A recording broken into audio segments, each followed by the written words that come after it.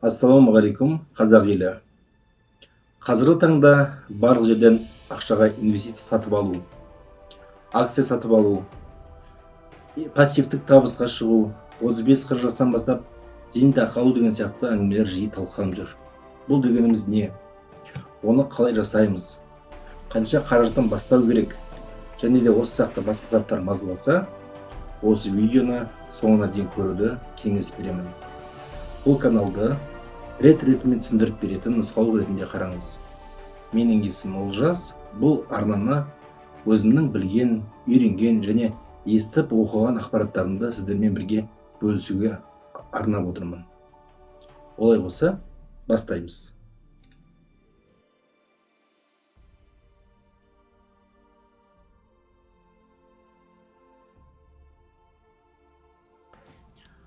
Қор нарығына инвестиция жасау дегеніміз не? Инвестиция деген бұл белгілі бір активтер мен мүмкіндіктерге ақша салу. Сіз инвестициялаған кезде өзіңіз таңдаған бір компанияның инвесторы боласыз. Яғни сол компанияның бір бөлшегінің иесі боласыз. Инвестордың мақсаты ақша салған компания біраз уақыттан кейін қайтарып алып, үстіне қосымша пайда алу. Немесе пассивті төлемдер ағынын, яғни потогын жасау. Ендеше мысал ретінде Apple компаниясын алайық. Олардың өнімдерін білмейтін адамдар жоқ шығар. iPhone, iPad, MacBook, iTunes, тағы да басқалары бар.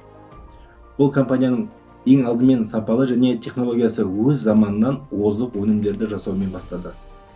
Компания 47 жыл бұрын 1976 жылы ақш-та өз тарихын бастады. Толығырақ білгіңіз келсе тарихын, интернет желісінде мыңдаған видеолар бар, солардан көре аласыздар. Менің айтпағым, осы компания арқылы компанияға еш қатысы жоқ адамдар қалай ақша таба алады. Компания қор нарығына шыққаннан бастап, бір акциясы 118.000 пайызға өскен. Алысқа бармай-ақ, осы компанияның соңғы 10 жылдағы өсімін қарайтын болсақ, 956 пайызды құрайды. Яғни осыдан 10 жыл бұрын атышулы iPhone 5s сатып алғаннан-ақ, соның орнына акциясын сатып алған болсаңыз, ол 11 есе өсетін еді. Яғни сол кезде оның бағасы 150-200 мың теңге болса, $1000 құраған болатын. Ал қазір сол акцияларыңыздың құны $11.400 асатын еді. Өзіңіз ойлаңызшы. Ал қазір сол iPhone 5s қайда жатыр? 10 рет сынып, оны ремонтқа жасауға тағы да мыңдаған ақша жұмсаған болатынсыз. Енді өзіңіз анализ жасап көріңіз. Бұл сияқты мысалдар өте көп. Бұл бір ғана мысал.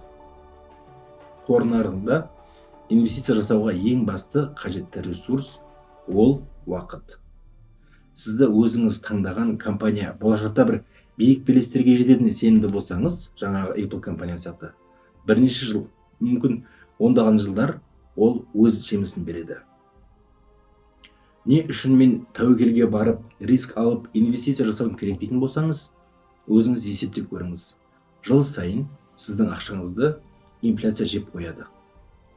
Қазір инфляция мөлшері елімізде 10-15% шамасында ары-бері жүр. Демек, ақшаңыз жыл сайын өзінің құндылығын жоғалтады. Өзіңіз білесіз ғой, былтыр 1000 теңгеге сатып алған ақшаңызды, заттарыңызды қазір уже 1200-1500 теңгеге аласыз. Ал депозитше деп сұрайтын болсаңыз, ол да дұрыс сұрақ. Ақшаны депозитке салып қойып, еш уайымсыз жатуға болады. Бірақ тағы да айтатыным сол жаңағы инфляция қайтып ораламыз. Депозиттің проценттік, яғни пайыздық мөлшерлемесі біздің елде үнемі сол инфляцияның ар жақ бер жағында жүреді. Демек, сіздің қаражатыңыз толық мөлшерде өз құндылығын сақтап қала алмайды. Алатын кездегі мөлшерлеме бастапқы мөлшерден көбірек болғанымен, ол инфляцияны басып оза алмайды. Яғни өз ақшаңызды көбейте алмайсыз деген сөз. Енді не істеу керек?